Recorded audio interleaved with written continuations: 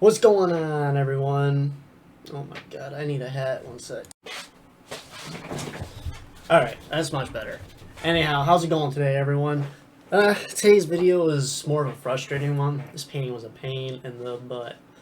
I originally wanted it to kind of all collide together, fill in the little triangles on the side, make it look like a cool explosion, kind of shifting into the center of the painting.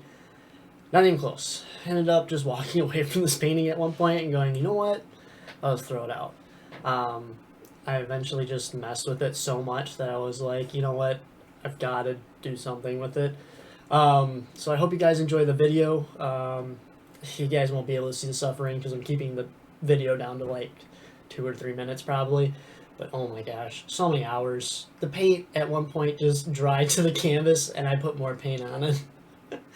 You can kind of see it with the hair dryer start to clump up into like little paint mountains.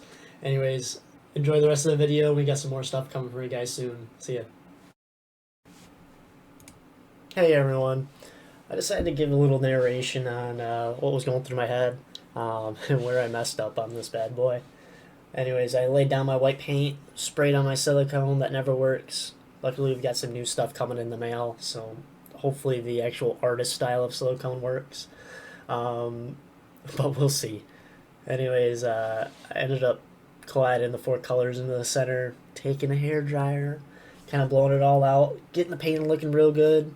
And then what I ended up doing was I looked at it and I was like, these white triangles, I kind of want to try to get rid of them, have more color saturation throughout the painting itself.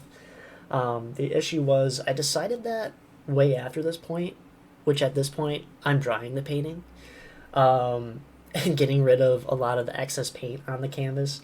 So I made that decision way too late.